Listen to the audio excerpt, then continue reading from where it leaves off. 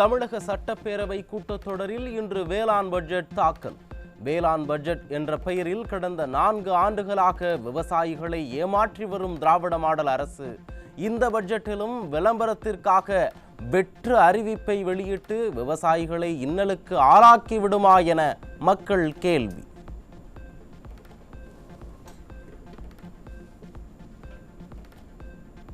விவசாயிகள் விளைவித்த உழைப்பின் விளைபொருள் இன்னும் சாலையோர கொட்டகையிலேயே கிடக்கும் அவலம். பேச்சில் திட்டங்கள், விளம்பரங்களில் மட்டுமே பழிச்சென்று ஒழிக்கும் விடிய அரசு விவசாயிகளுக்கான வேளாண் பட்ஜெட் பேப்பரில் மட்டுமே பூத்து குலுங்காமல் உண்மையாக நிலங்களிலும் பூத்து குலுங்கும் வகையில் இருக்க வேண்டும் என விவசாயிகள் எதிர்பார்ப்பு.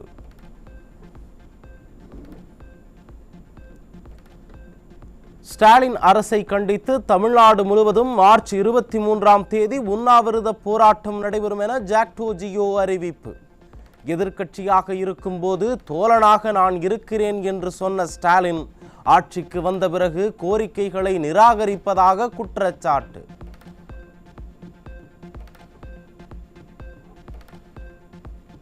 பாலியல் துன்புறுத்தல் வழக்குகளில் தேவையற்ற மருத்துவ பரிசோதனைகளை நீதிமன்றங்கள் இயந்திரத்தனமாக வலியுறுத்தக்கூடாது என சென்னை உயர்நீதிமன்றம் உத்தரவு. டிஎன்ஏ மாதிரி சேகரிப்பில் ஏற்படும் சிக்கல்களை கருத்தில் கொண்டு சேகரிப்பு மற்றும் அழிப்பு தொடர்பான முறைகளை FSL மற்றும் காவல்துறைகள் ஒருங்கிணைக்க 8 வாரங்களில் நடவடிக்கை எடுக்க வேண்டும் என வலியுறுத்தல். தினமும் நடைபெறும் பேரணிகளால் போலீசாரின் முக்கிய பணிகளுக்கு தடையாய் இருக்கக்கூடும் என்பதால் எதிர்காலத்தில் எல்லா அரசியல் கட்சிகளும் பாதுகாப்பு கட்டணம் செலுத்த வேண்டும். சென்னை உயர்நீதிமன்றம் கருத்து.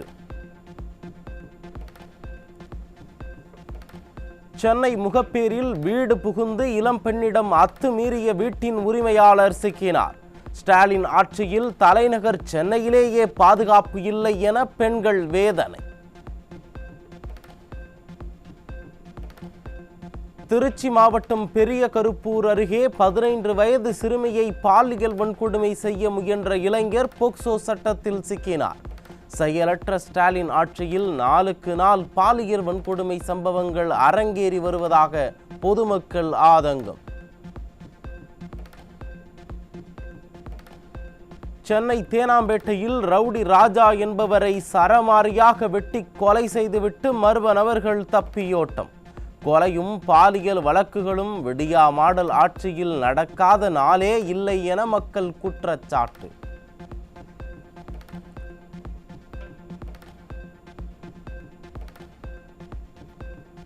மதுரை மாவட்டம் திருமங்கலத்தில் இடப்பிரச்சனை காரணமாக கிராம நிர்வாக அலுவலர் கொலை.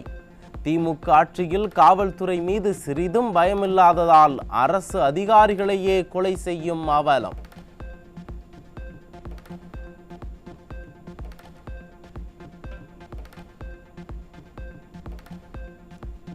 திருவள்ளூர் மாவட்டம் திருத்தணி அருகே அரசு பேருந்தில் கடத்தி வரப்பட்ட 25 கிலோ குட்கா பொருட்கள் சிக்கியது.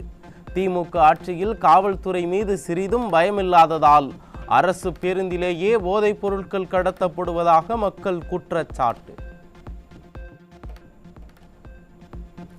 மதுரை மாவட்டம் உசிலம்பட்டி அருகே காரில் கடத்திச் செல்லப்பட்ட 6 கிலோ கஞ்சா சிக்கியது. திமுக ஆட்சியில் போதைப் பொருள் கடத்தல் சம்பவம் தொடர்கதையாகிவிட்டதாக மக்கள் வேதனை.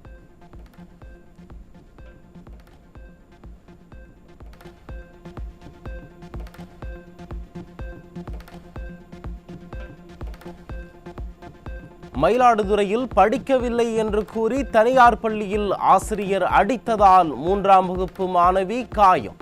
புகார் அளித்தும் கல்வி நிர்வாகம் மீது திமுக அரசின் ஏவல் துறை உரிய நடவடிக்கை எடுக்கவில்லை என சிறுமியின் தந்தை குற்றச்சாட்டு.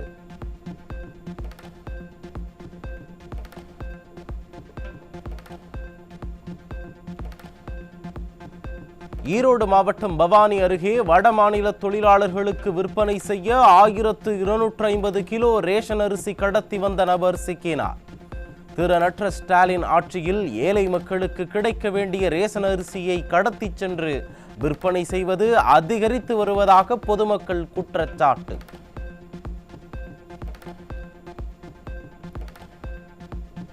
கோவையில் கனிம வளம் கடத்திய திமுக நகராட்சி தலைவரின் மகன் உள்ளிட்டோருக்கு வலைவீச்சு. அதிகாரத்தை பயன்படுத்தி திமுக உடன்பிறப்புகளே கனிம வளத்தை கடத்தி தமிழகத்தை சீரழிப்பதாக பொதுமக்கள் குற்றச்சாட்டு.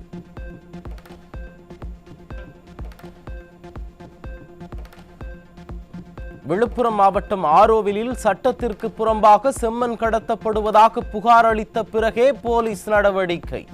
இவ்வளவு நாட்களாக கண்டுகொள்ளாததால் மண் கடத்தல் கும்பலுக்கும் காவல்துறை துணை போகிறதா என மக்கள் சந்தேகம்.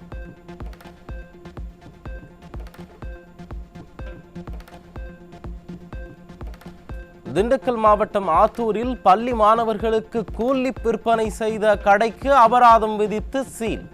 திறனற்ற ஸ்டாலின் ஆட்சியில் போதைப் பொருட்களை முழுமையாக ஒழிக்காமல் அபராதம் விதித்து அதிகாரிகள் நாடகமாடுவதாக குற்றச்சாட்டு.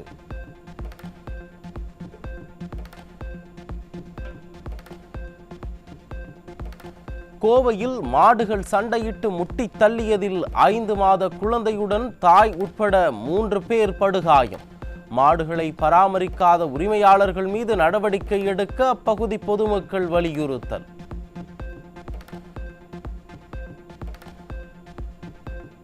திருவண்ணாமலை மாவட்டம் ஆரணி அருகே ஊராட்சி மன்ற அலுவலகத்தை குடிபோதையில் கத்தியால் அடித்து நொறுக்கிய இளைஞர் சிக்கினார். திமுக ஆட்சியில் மது போதையால் போதை ஆசாமிகளின் அட்டூழியம் நாளுக்கு நாள் அதிகரித்து வருவதாக பொதுமக்கள் குற்றச்சாட்டு.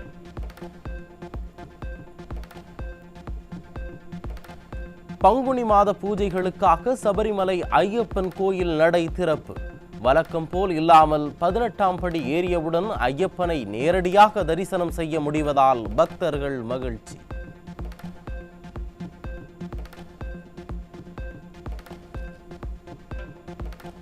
சர்வதேச அமெரிக்க விண்வெளி நிலையத்தில் இருந்து சுனிதா வில்லியம்ஸ் வில்மோரை அழைத்து வர விண்ணில் பாய்ந்தது எண்டூரன்ஸ் விண்கலம்.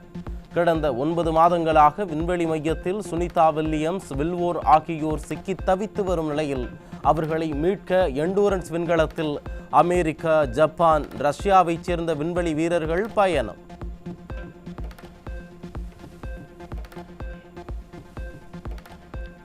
நாடு முழுவதும் வரும் 24, 25ஆம் தேதிகளில் வங்கிகள் வேலை நிறுத்தத்தில் ஈடுபட உள்ளதாக வங்கி சங்கங்கள் கூட்டமைப்பு அறிவிப்பு.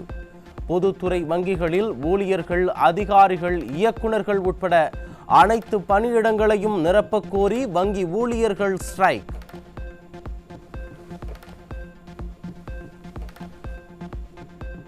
கனடா நாட்டின் 24வது பிரதமராக பதவியேற்றார் லிபரல் கட்சியைச் சேர்ந்த மார்க் கார்னி. 2008 முதல் 2013 வரை கனடாவின் ஆளுநராக பொறுப்பேற்ற கார்னி ஜஸ்டின் ட்ரூடோவின் ராஜினாமாவை அடுத்து பதவியேற்றார்.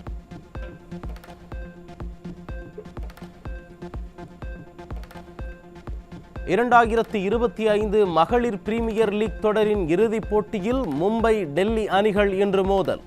டெல்லி முதல் முறை கோப்பையை கைப்பற்றுமா அல்லது 2023 பெற்ற வெற்றியை மும்பை மீண்டும் பெறுமா என கிரிக்கெட் ரசிகர்கள் பெரும் எதிர்பார்ப்பு.